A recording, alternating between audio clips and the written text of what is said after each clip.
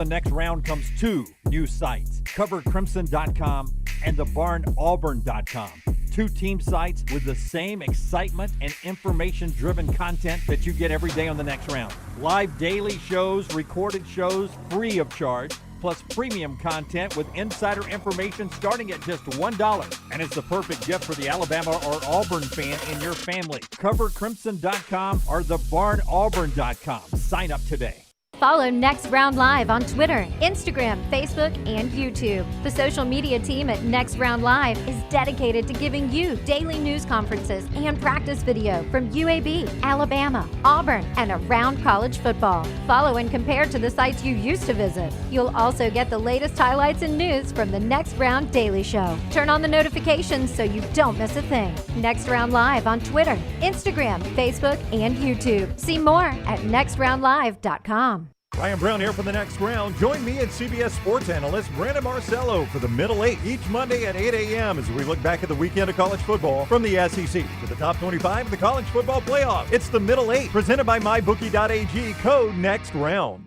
Start your day online with our website, nextroundlive.com, for the latest videos, podcasts, and college football stories. It's also a great way to stream the show or shop in the Next Round store. Stay connected by visiting nextroundlive.com. Take TNR on the go with a podcast built for your satisfaction. Miss Hour 1? Find it in podcast form. Miss Hour 2? Stream it now. Miss Hour 3? Download it for later. Miss Hour 4? Well, just know it's never coming back. Listen to TNR wherever you find podcasts. Start your day online with our website, nextroundlive.com, for the latest videos, podcasts, and college football stories. It's also a great way to stream the show or shop in the Next Round store. Stay connected by visiting nextroundlive.com. You can't wait for college football talk every Monday, so we don't make you wait. Ryan Brown here for The Next Round. You can catch ESPN's Tom Luginbill with Jim Dunaway on Monday Morning Live at 7 a.m. I'm with Brandon Marcello on the Middle Eight at 8 after The Next Round. Hear from Alabama coach Kalen DeBoer and Auburn coach Hugh Freeze. After the coaches talk, Fox Sports analyst Brock Huard joins Lance Taylor for Unlocked at 1 o'clock. All college football, all day Monday, anywhere you get The Next Round. Jim Dunaway, Lance Taylor, Ryan Brown, and Rockstar. Live from the Birmingham Racecourse Casino Studios, The Next Round, presented by Bud Light, is on now.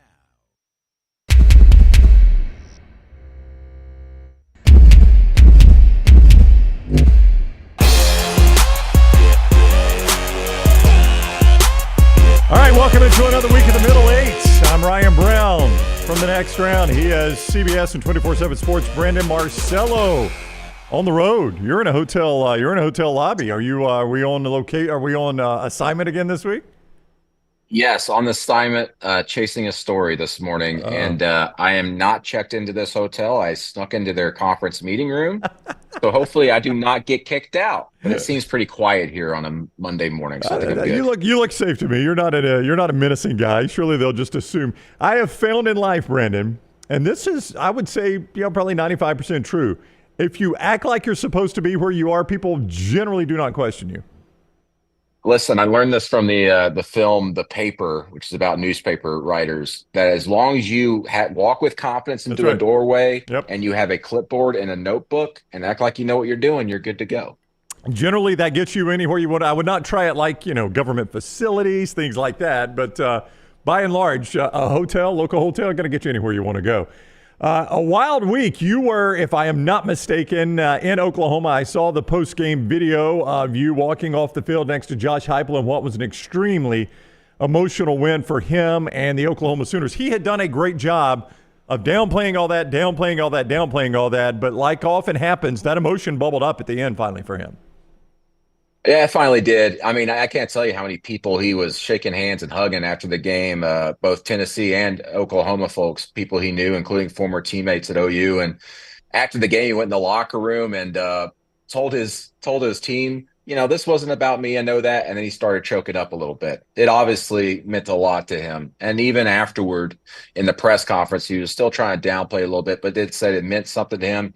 In fact, he ended his press conference saying he wanted to say a couple of things. And wanted to thank all his teammates for reaching out, and how he was going to try and text them all back on the plane ride. And then he talked about his mom, Cindy, who passed away back in May. She lived in nearby Edmond, and so he had a lot of friends in the area, and he started mentioning that about how she was really looking forward to him coming home for that game, and he started getting choked up a little bit in his press conference. So very big game. Nico Iamaleava gave the game ball to Josh Heupel afterward, and Josh said afterward that this ball is definitely going in my office. So it meant a lot to him. The scoreboard will tell you that was a 10-point game. History will show that was a 10-point Oklahoma win. That does not tell the whole story. That was a 10-point Tennessee win. That does not tell the story. That was a dominating performance by Tennessee. If you'd watched that game without the ESPN bug, ABC bug at the bottom, you would guess that was 35-3. Yeah, it was as dominating as a performance as I've seen this season from any one team. I would even compare it to Georgia Clemson earlier this season in a lot of ways, with Georgia demolishing Clemson. In the second and third quarters combined, OU had -4 yards. In the second quarter, until their last two plays in the first half, they had -30 yards. They had a point there where there was 10 straight plays that went for negative yardage or 0 yardage, and they had 2 turnovers. Tennessee's defense was the story in this game, absolutely dominating OU. And as a result of that, Tennessee changed the way they played on offense. They started running the ball a little bit more, which was also impressive to me because Tennessee was down both tackles along their offensive line. And then guess what they did? Heupel said, I'm going to force the issue here. Ran the ball 8 straight times to score a touchdown to go up even further there near the end of the first half. Just an absolute dominating performance by Tennessee, and to me, solidified themselves as a national title contender. Yeah, 52 runs for Tennessee in that game, Brandon. That is a lot. And it's not like, they were running at will. I'm looking right here. They only had 2.9 per carry, but Heupel knew just keep leaning on that run, leaning on that run, leaning on that run. 52 runs for 151 yards, the 1 touchdown. They didn't have a run longer than 17 yards. I mean, it wasn't like they were having explosive run plays, but as a credit to Heupel, even though the run wasn't explosive, he just kept going with it. Yeah, and they did not try for many explosive plays. No. They did in the first half, and they hit a couple of them, as they usually do. But that Oklahoma defense is elite. I think it's a top 10 unit and will prove itself at the end of this season. That's really the only thing holding Oklahoma up at this point as a top 25 team. That offense is abysmal. A very famous newspaper columnist in the state of Oklahoma was saying in the press box that second quarter was maybe the worst quarter of Sooners football he's ever seen. Woo. And Tennessee did that to them. I mean, it was so bad offensively that the savior of Oklahoma football at quarterback, Jackson Arnold, was benched. I mean, before halftime, they're like, just put him on the bench. He's just not working out with him. And Michael Hawkins sparked them a little bit because of his duality and able to run, but Tennessee quickly adjusted to that and started shutting him down. That Tennessee defensive line is probably the best they've had in 24 or 25 years since the likes of Albert Haynesworth were up there. And the thing with them is that they're deep and they rotate a lot. I believe that stat that I was looking at, they had 10 different players account for 11 tackles for loss. So just spreading the wealth up there up front and staying fresh. OU couldn't do a darn thing against them. Brandon Marcello is with us, CBS Sports, 24/7 Sports for the Middle 8 every single Monday, 8 a.m. Central Time during football season. It's presented by MyBookie.ag. Code next round. When you sign on at MyBookie.ag, they will double that initial deposit you make, so you've got free money to play with right away. Monday Night Football tonight with 2 games, and you can go ahead and get down on the next weekend of college football, including that big Alabama-Georgia game. We'll talk some more about that with Brandon coming up. MyBookie.ag, code next round. Bet anything, anytime, anywhere with MyBookie.ag. You mentioned Jackson Arnold. I've tried to be patient here, and I know Oklahoma's had issues at offensive line, but when they let Dylan Gabriel walk for this kid in the offseason, I thought it seemed odd, Brandon. But then when I see him, I just don't get it. I don't know what Brent Venables was doing here. This kid is just not ready for prime time, and Dylan Gabriel's a Heisman favorite. I do not understand this move. Yeah, I don't much either in hindsight, but I will say this. I mean, Jackson Arnold looked legit. in practices last season and also in spot duty when they've seen him. And earlier this season, we saw some of it. I mean, the other thing is that they may have lost to, say, a Houston or maybe even Tulane, even though they pulled away from Tulane, without Jackson Arnold out there. I mean, Arnold had to run for, I think, 90 yards just to kind of keep drives alive against Tulane to beat them. And I was expecting him to maybe keep OU in this game. And I said it in the pregame show on CBS Sports HQ that Arnold was going to have to use his feet in that game to kind of alleviate some of that pressure because Tennessee was just stopping in the middle of the field the entire time. And then Arnold in the passing game, they got to figure something out with that offense as far as just diversifying things. He leans way too much on Deion Burks at receiver. They were shutting him down. I think the issues aren't just limited to Jackson Arnold. It's obviously that offensive line. They got big issues there. But also, I think they really miss Jeff Levy calling plays and mixing things up. I think they really, really miss that. And I'll tell you what, they need to get to a bye week. They've got to kind of revamp and look at things. And, they go to Auburn this week, and I hate to say it for all my Auburn friends, but they look terrible. They look like one of the worst teams in the SEC. And that OU defense is not going to be a game where Auburn's going to be able to break out against them. That OU defense is legit, but OU desperately, just as much as Auburn, in my opinion, desperately needs that win. We're talking about a couple of coaches early in their tenures at two big-time schools that are just really struggling to find the identity of their programs. This is a sneaky, good, important game coming up Saturday on the Plains. Do you think Hawkins starts for Oklahoma? I mean, is that what your gut tells you? Who knows who starts for Auburn? Yeah. I don't know that there are good choices there. I don't think it matters. Yeah. I hate to say it. I think you got to go with Michael Hawkins. Yeah. I think it'd be a mistake not to go with him. He sparked them in the second half. He seemed a little bit more poised out there, which was surprising. And, there was talk even in the preseason and back in the spring that Hawkins was just a little bit more dynamic in their scrimmages and everything. But you just don't know it till you see it on the field. And, listen, Tennessee, that one touchdown they gave up the second to last touchdown, so one of the two, Tennessee had their backups in. No one pointed that out. They've had their backups in, and then Tennessee realizes, OU's finally driving against them. They put them in near the goal line, and OU finishes the drive. So, again, it just shows just how dominant Tennessee's starting defense is. CBS Sports 24/7's Brandon Marcello is with us. I'm Ryan Brown. It is the Middle Eight, presented each week by MyBookie.ag. Code next round when you sign up to MyBookie.ag. Get that sign-on bonus. They will double your initial deposit. Bet anything, anytime, anywhere with MyBookie.ag code next round. Also, Roback.com, code TNR20 when you sign on at Roback.com to get that initial 20% discount, 20% off your first order at Roback.com with code TNR20. They've got all the team-specific gear there. If you're an Alabama fan or an Auburn fan, get that fall gear there at Roback.com. Any school, check it out. They got a ton of schools there, specifically, though, Alabama and Auburn. Scott is showing you there. Roback.com, code TNR20 to get 20% off your initial order at Roback.com. Another big game in the middle window there was Utah at Oklahoma State. Big 12 matchup. The sun rose in the east, so Cam Rising was unavailable for this game. Isaac Wilson goes, and I guess they don't need Cam Rising. I mean, they just go on the road and shut out Oklahoma State for 3 full quarters.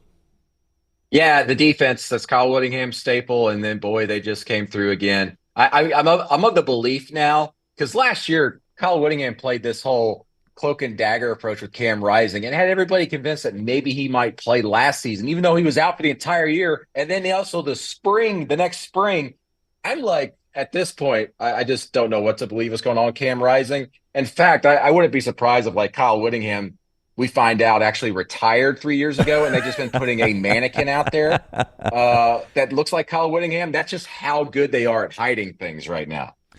Well, they hit the end zone from Oklahoma State. I said shut out. I should have said shut out of the end zone. Oklahoma State did kick a field goal in the first half, but Cam Rising missed. Alan Bowman started, and it was a mess for him. As you mentioned, that defense had Oklahoma State way, way, way off kilter, off schedule. They just could not do anything right early in that game. Yeah, both big teams in the state of Oklahoma have issues on offense. Yeah. And this is nothing new for Oklahoma State this season either. Ollie Gordon, who won the Doak Walker Award last year, is averaging something like 60 yards a game after this one. They're just terrible up front right now. They can't run the ball. They can't run block. And then you have Alan Bowman out there who's got like more pressure on him to produce in the passing game as a result.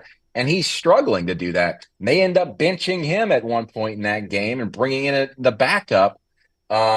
Interesting stuff going on at Oklahoma State. That's a team, I think we should have noticed it in week 2 when Arkansas went in there and jumped all over them, and then Arkansas kept shooting themselves in the foot with turnovers, let Oklahoma State get back in that. Oklahoma State's got a lot of issues for them, and for Utah to go in there and beat them with a freshman quarterback, big issues for Oklahoma State coming up, and a big game for them this week playing Kansas State.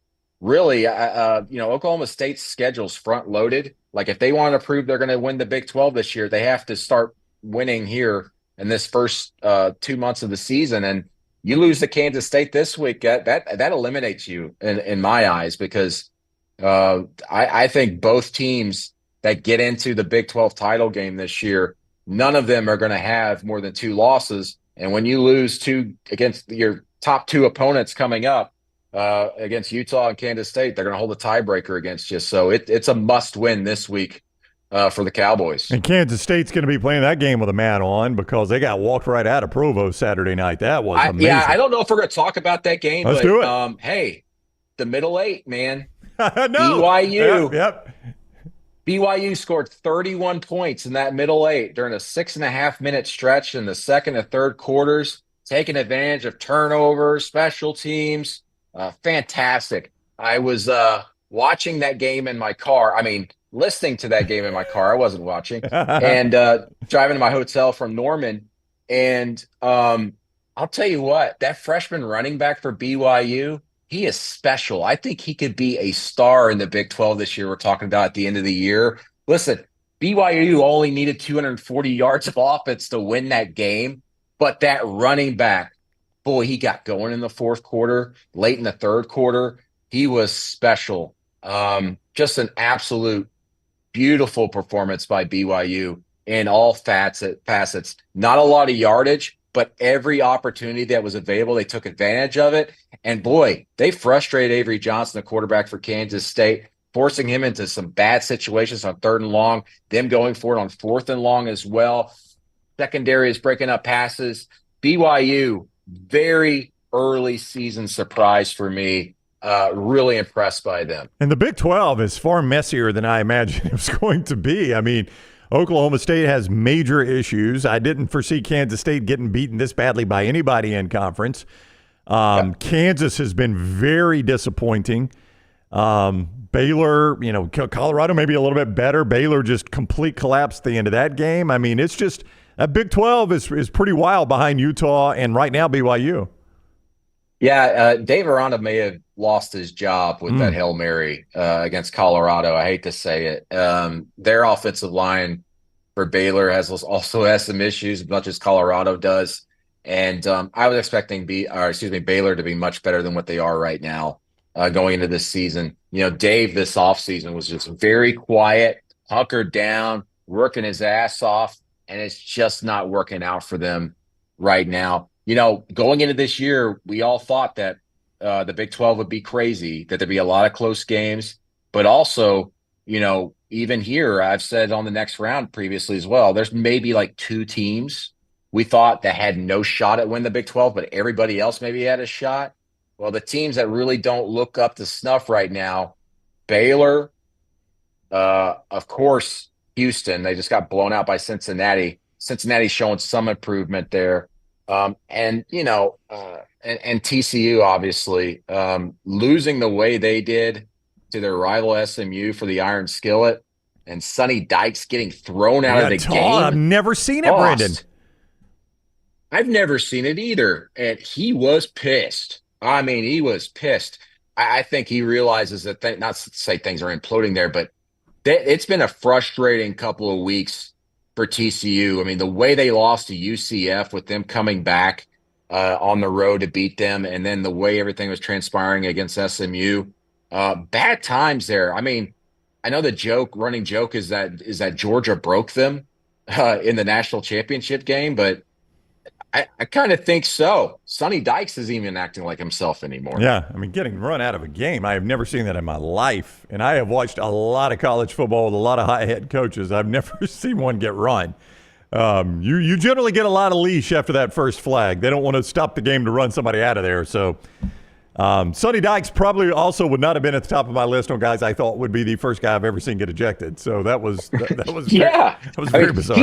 He's like the quintessential football guy. Like he knows everybody. Yep. He knows everybody in the state. He knows all those referees by name. They're all not buddies, but very good respect there. But man, he just went off. Things aren't going well there. USC went to Michigan, and it felt like a Rose Bowl, but it felt like a Rose Bowl in 1920. We'll discuss that in a moment. A reminder, the Middle Eight is presented by mybookie.ag, code NEXTROUND. When you sign on, use code NEXTROUND. You get that sign-on bonus, and they're going to double your initial deposit right there. So that's free money to play with. 2 Monday Night Football games to use that on tonight. You can do that at mybookie.ag, code NEXTROUND. Bet anything, anytime, anywhere. Mybookie.ag, code NEXTROUND. Michigan went with Alex Orji. He has not thrown the football much. He continues to not throw the football much, yet Michigan finds a way to put 290 rush yards on USC en route to that 27-24 win. I have got to credit Sharon Moore. I don't know how they've gotten this bad at quarterback, but to beat a program like USC, a conference game, and only throw the ball for 32 yards, that's Mark Stoops stuff. I thought Mark Stoops was the only guy that could do that.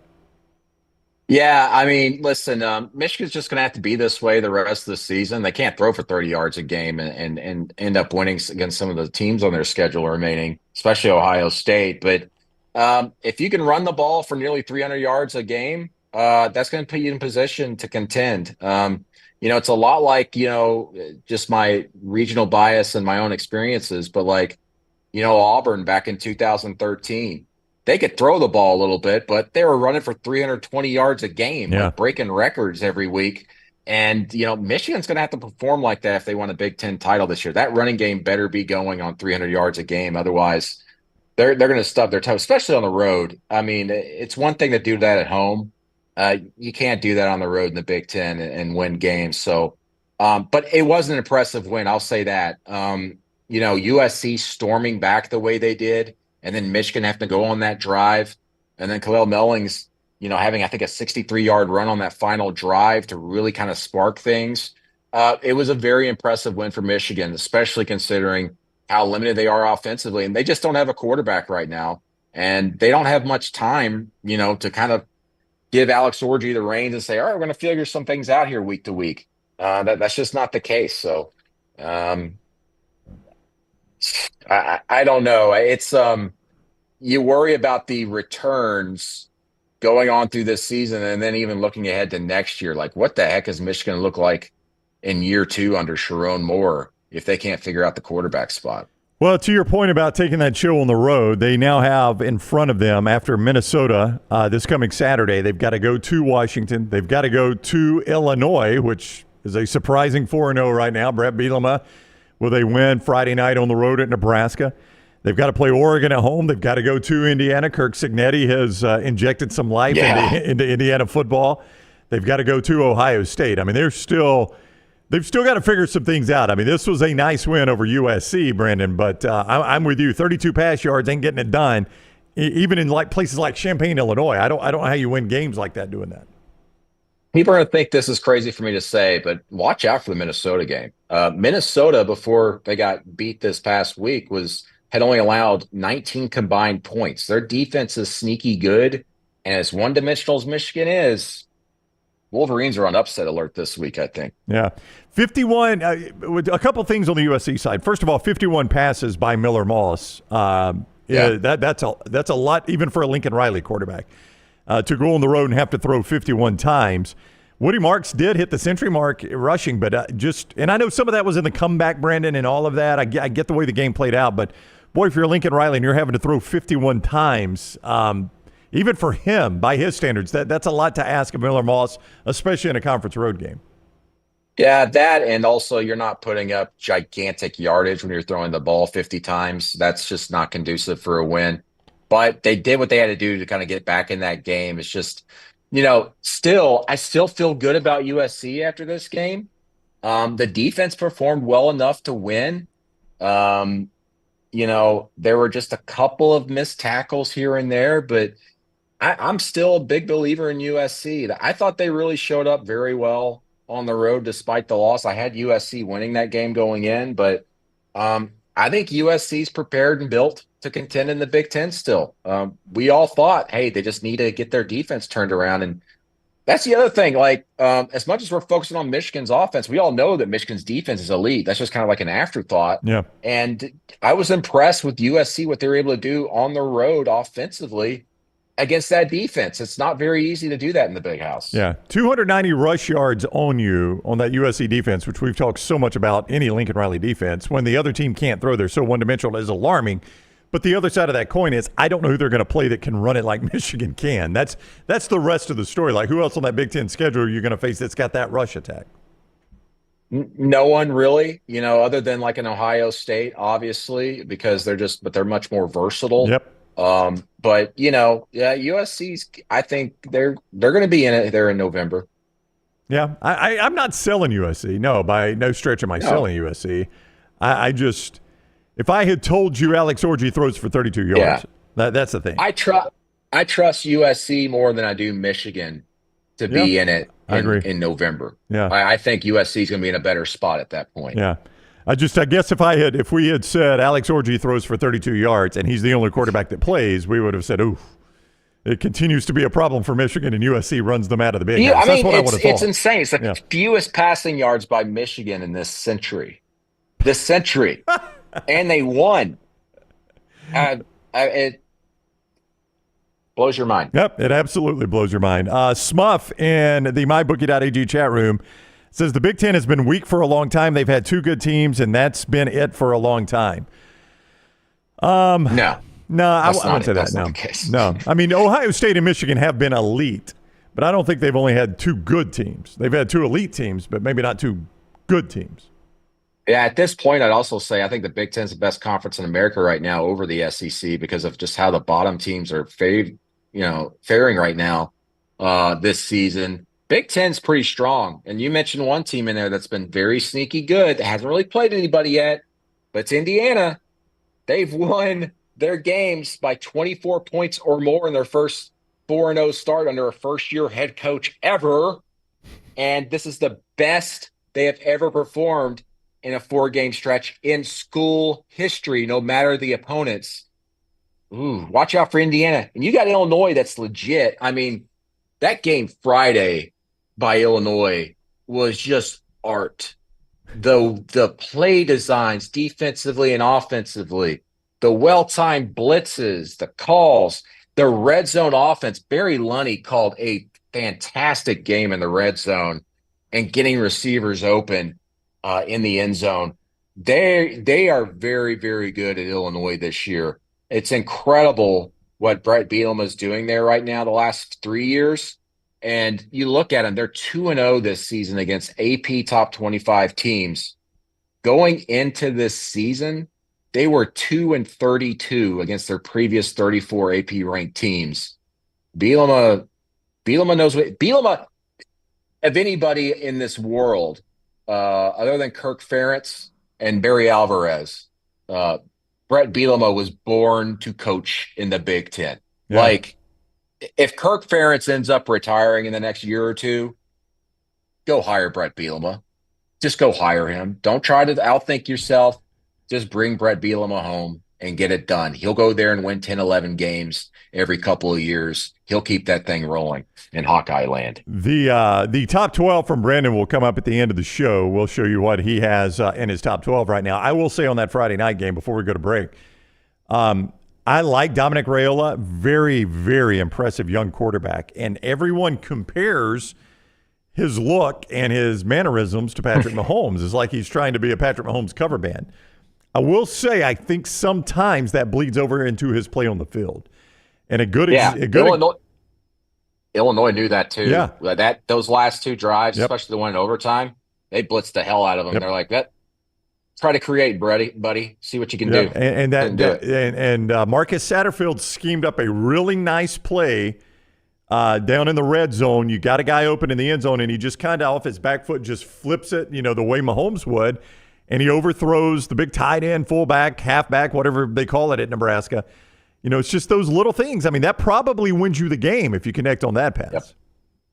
Yeah, and again, still a freshman. Yep. True freshman, too. And playing in big games early in his career, too. I mean, there's enough pressure being the quarterback in Nebraska, but especially when you are a legacy guy there and you're a 5-star quarterback and it's all on you. Everybody going, oh, this is what's going to make us better. You get in the top 25. I still think Nebraska is a borderline top 25 team after that game, but yes, it's those little things right there. And, Aaron Henry, the defensive coordinator for Illinois, knew that. And by the way, what a story for him, man. Just a few days after his sister died, he has to go out there and call that game and call the game of his life as a coordinator. Young coordinator, up and coming. Again, man, Brett Bielema just knows how to hire guys and build staffs everywhere he goes. And he's hitting right now. All right, we've hit on a lot of the good. We're going to have to hit on some of the bad. There has been some bad in college football, yeah. Not every team's happy right now, Brandon, through the first 5 weeks. I don't know if that surprises you. MyBookie.ag, code NEXTROUND. They bring you the show, the middle eight. When you log on, use code NEXTROUND. They will match, they'll actually double that initial deposit. So that's a great bonus for you to play with right away at MyBookie.ag. Bet anything, anytime, anywhere. MyBookie.ag, code NEXTROUND. MyBookie.ag, code NEXTROUND. Brandon Marcello, CBS Sports and 24/7 Sports on the road today. Last time he was on the road, he came back and told you Jon Gruden wants to coach again. I'm interested. I'll ask you about this when we come back. The feedback you've gotten from that story, and just curious as you've talked maybe to people in the business, what they think about Jon Gruden coaching in college again. Bad news at LSU, bad news at Auburn. There's some bad news. We'll discuss that next on the Middle Eight. By now, you guys know how I feel about my fashion. However, did you know that I care about your fashion choices? Cargo shorts are out, flip-flops are only appropriate on the boat, and please throw away that stained t-shirt from college. You may be thinking, EG, that's all I own. What do I do?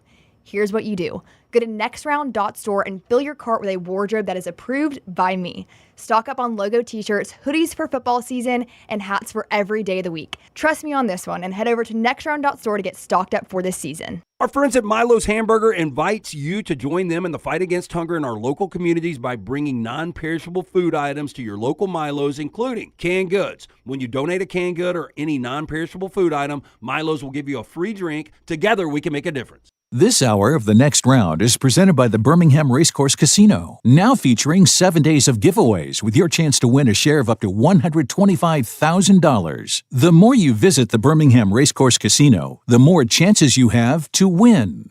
Just because you've quit going to the gym, it doesn't mean that you have to quit gym altogether. Dunaway, that is. With our Next Round podcasts open 24/7, 365, you can access gym anytime you'd like. While you may have done away with your treadmill routine, our version of Dunaway is standing by ready to get you back to your absolute best. Find all that lovely Jimmy D-led content on Spotify, Apple Podcasts, Google Podcasts, and in the podcast section of nextroundlive.com. This message is sponsored by Jimmy Crypto Inc. and Jimmy Crypto for President. Hey, there's nothing worse than waking up to a plumbing problem. Don't get caught in a flooded house. Call the guys at Hemp Hill Services. Adam, Chad, and the team at Hemp Hill are the only ones I trust to fix it and fix it right the first time. Hemp Hill Services does it right and always at a fair price. For all of your plumbing, cooling, and heating needs, trust the name that Birmingham has trusted since 1954. That is Hemp Hill Services. Call now, 205-229-2090. That's 205-229-2090. From the creators of The Next Round comes two new sites, covercrimson.com and thebarnauburn.com.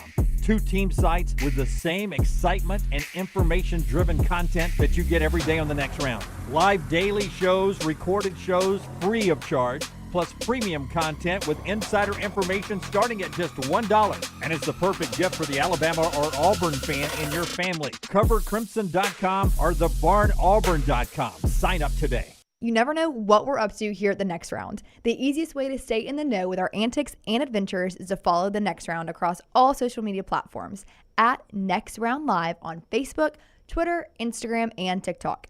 Whether it's Dunaway sleeping in the studio, Tim and Lunceford breaking down the latest movie release, or Game Day Chronicles, we are here to keep you updated on the latest sports news while, of course, having just a little bit of fun. Follow at Next Round Live across all platforms to join in. Stop by the New York Butcher Shop and pick up the finest in certified Angus prime beef steaks and burgers, premium pork chops, ribs, and all-natural chicken cut to order just for you. Their chef-prepared entrees and side dishes are the perfect dinner-to-go choice for your family and are ready to heat at home. With a great selection of fine wines and desserts, the New York Butcher Shop is your one-stop dinner shop. 2 locations to serve you, Cahaba Heights and on Highway 119 in Greystone. The New York Butcher Shop. Rare quality, well-done service. Happy football season. At the Next Round, we strive to make our loyal listeners feel like they're a part of the action all season long. My name is Emily Grace McWhorter, and I do that by bringing you along for any given Saturday in Auburn or Tuscaloosa. From pregame warm-ups, touchdowns that make you feel a part of the play, and everything in between, our goal is to make you feel like you're inside Bryant-Denny or Jordan Hare. Follow along on our social media at Next Round Live on Instagram, X, and Facebook. Also, check out thebarnauburn.com and covercrimson.com while you're at it. Here's to fall Saturdays.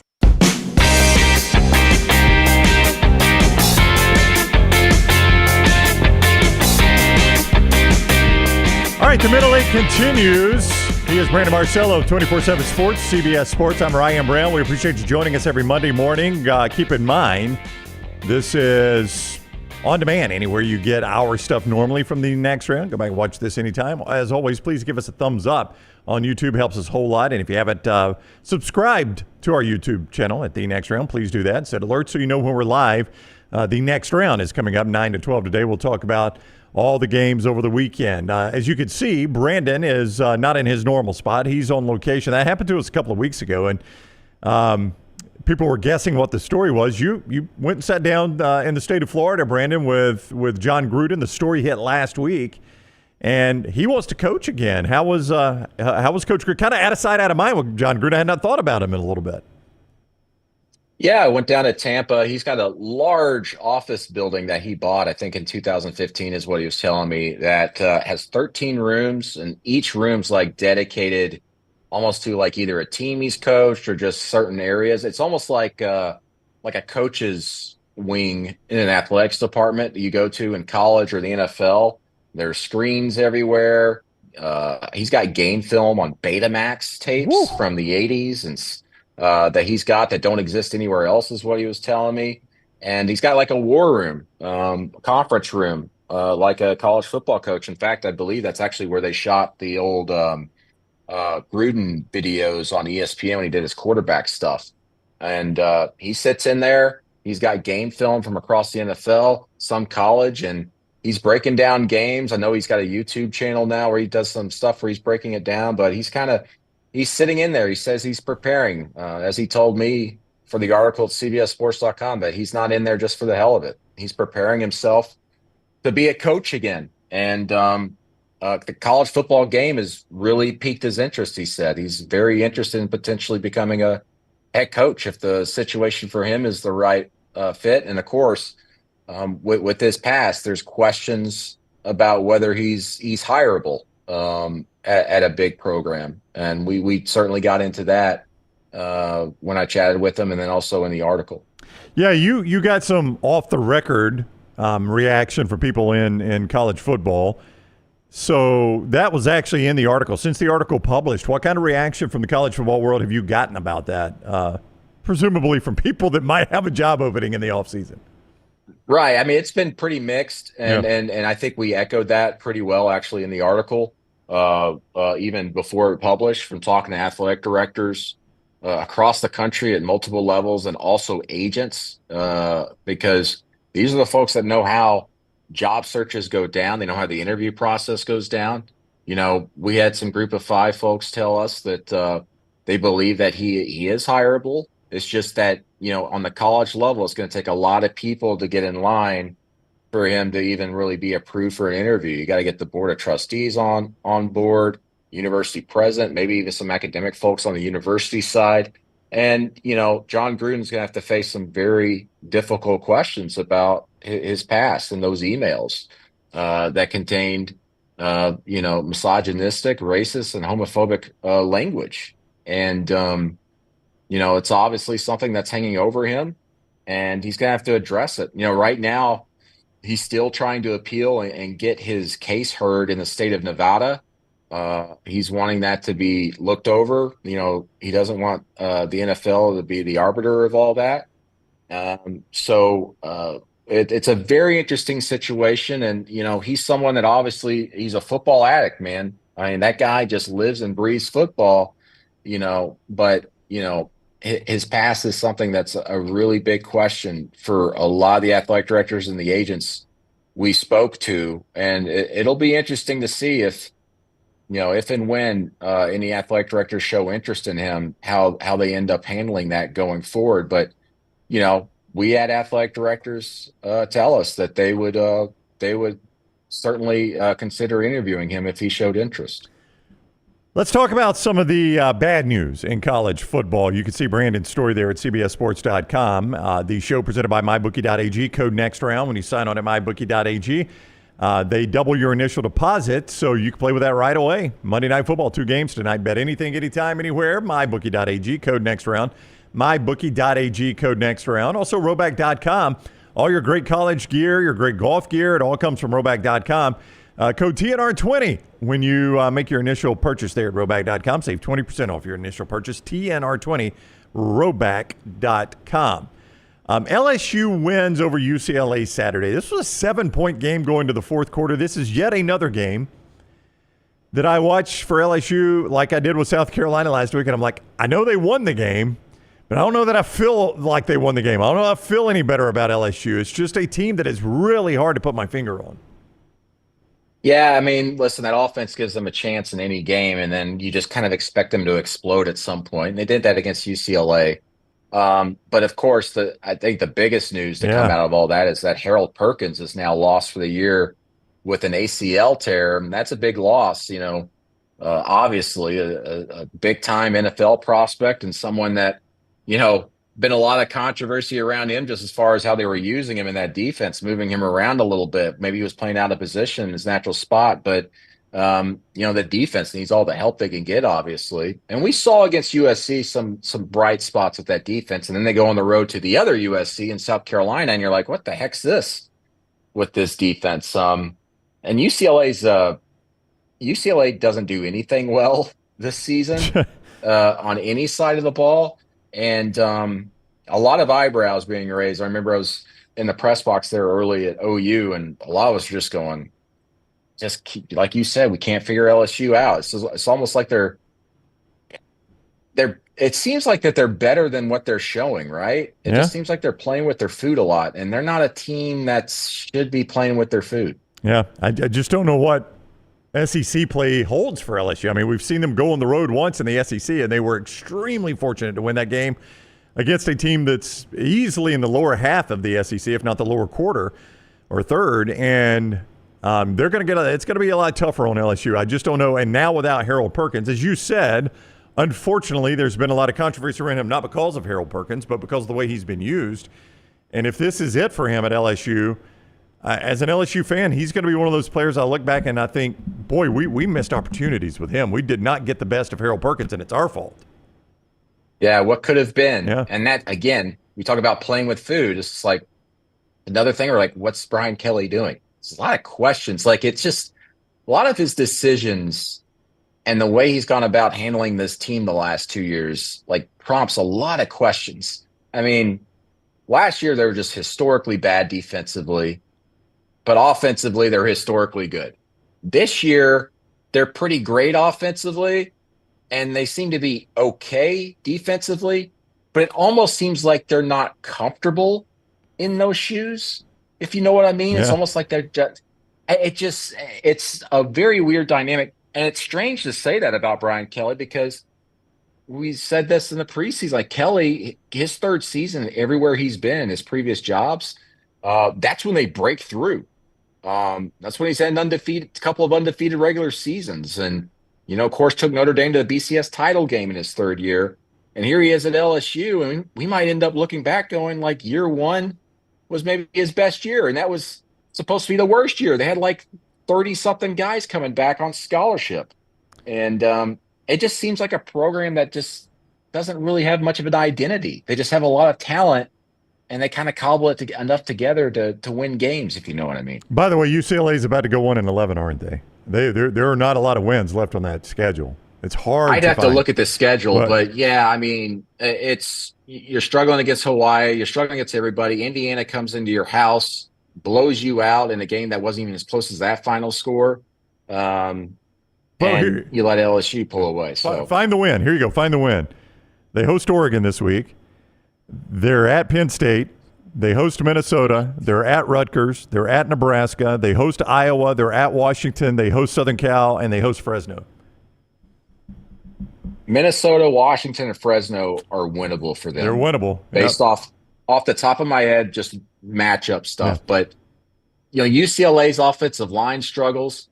The one strength that UCLA team has really is their defensive line. They can get to the quarterback. They've shown it this year. But outside that, I'm not confident in anything on that team right now. Let's talk about Auburn, Brandon. I mentioned the news is not all good. The LSU news, bad news of Harold Perkins. The Auburn news, the bad news is they can't find a quarterback. A lot of fans around here thought maybe the Hank Brown they saw against New Mexico was the answer. On our show, we were like, let's hit the pause button here. This is New Mexico we're talking about. You knew it would get a little bit more difficult against Arkansas. I have to point out, Arkansas currently, as we talk right now, is dead last in the conference in pass defense. They had 3 interceptions on Hank Brown.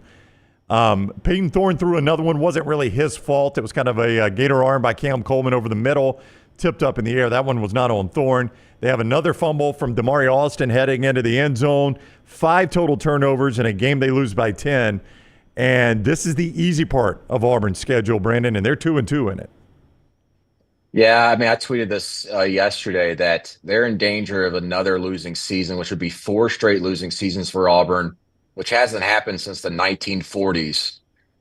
What makes Auburn so fascinating is that as I call it, the most magical place in the SEC, is that Auburn can go have a losing season or a subpar year, and then a year or two later, they're contending in the SEC again, because there's just so much pressure there and so much support that they're able to get players there and the type of coaches there to win and turn things around quickly. And I'm beginning to wonder, what has changed for them? What has changed for the Auburn program? Obviously, NIL's come into the situation, the transfer portal. The game has changed a little bit. And as much as we're focusing on Hugh Freeze not getting a transfer quarterback, there's much more at play here. The turnovers are just bothersome. Of course, a lot of that's count to the quarterback situation, but it's not just that. And then defensively, just some busts and bad things going on there too. I'm legitimately shocked that Auburn looks as bad as they do this season. I did not expect this. They look worse than they were last year, and this team at every spot seemed to have been upgraded, and yet they look worse. It's not a good look, and they got a really, really, really pissed off OU team coming to the Plains this weekend. Yeah, you just saw Oklahoma, and I want to talk about that matchup. 14 turnovers for Auburn. No team in America has more. And that's how you end up 2-2 and losses at home to Cal and Arkansas.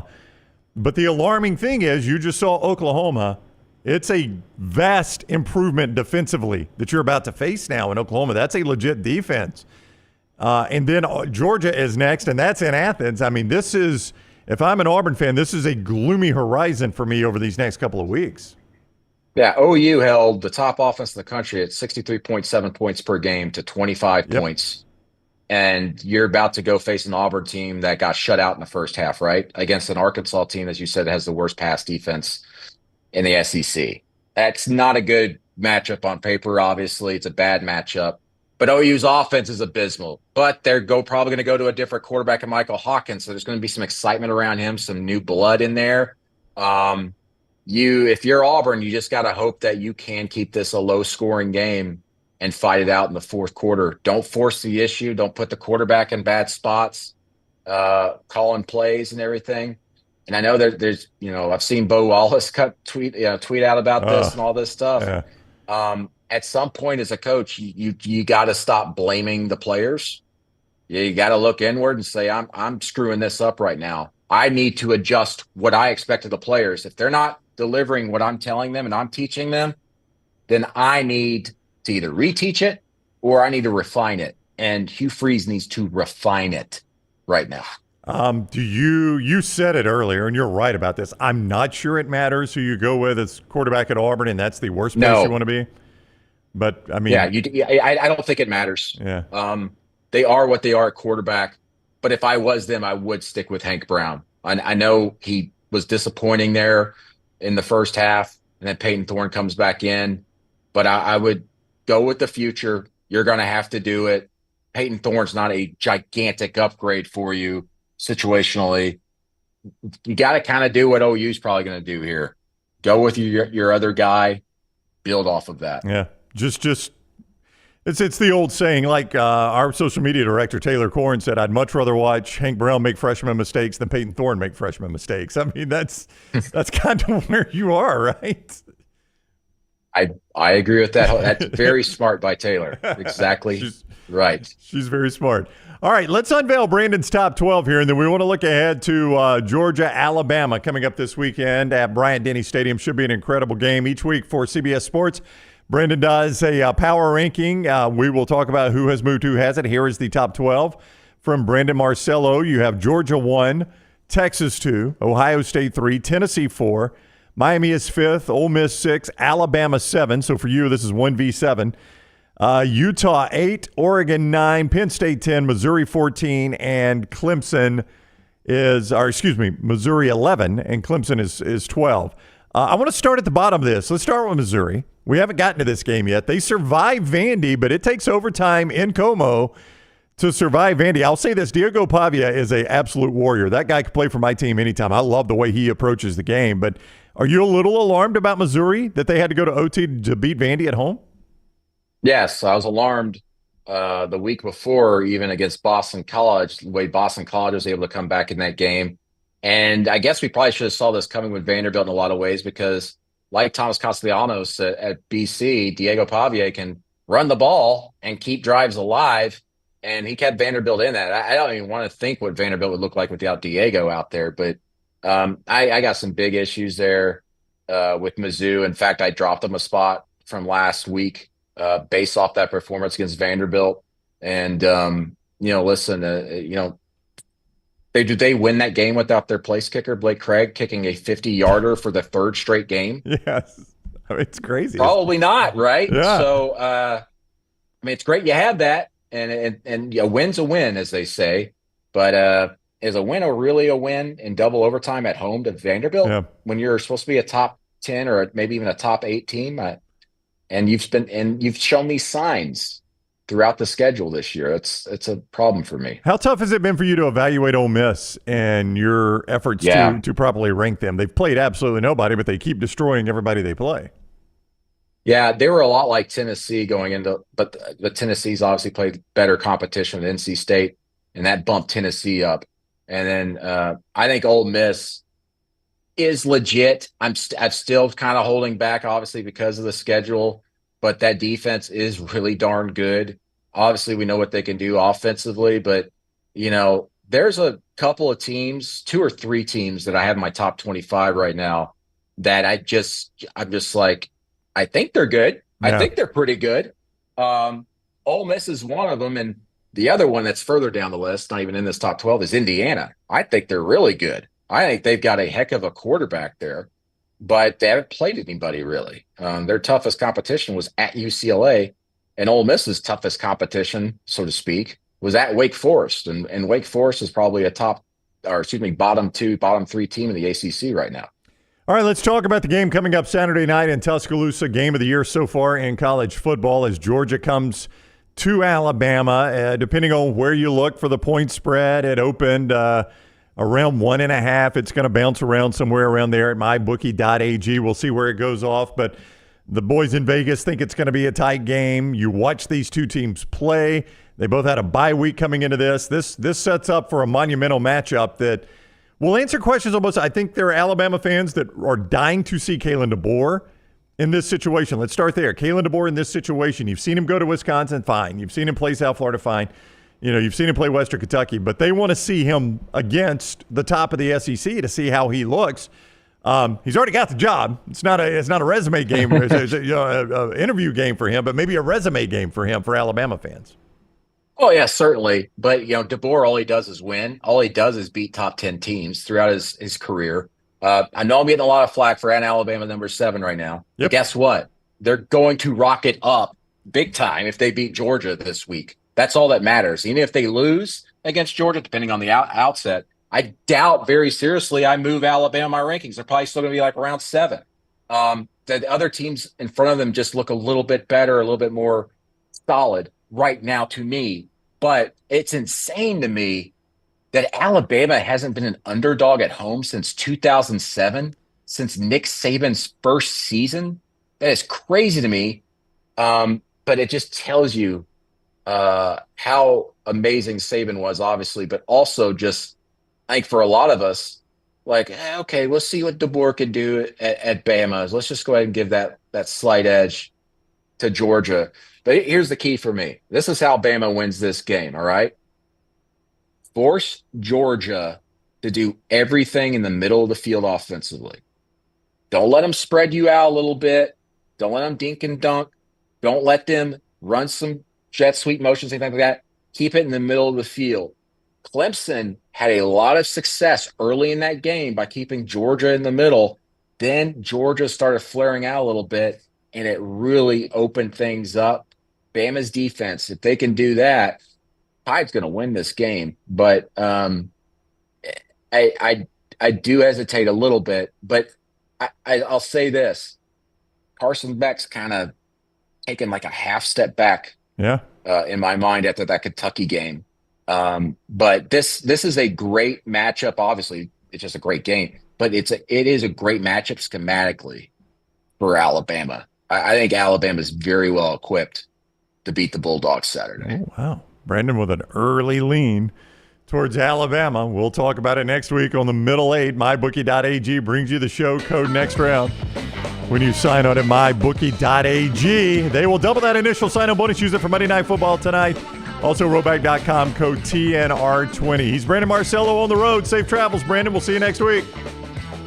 See you guys. All right, the next round is next. That was the Middle 8 presented by MyBookie.ag.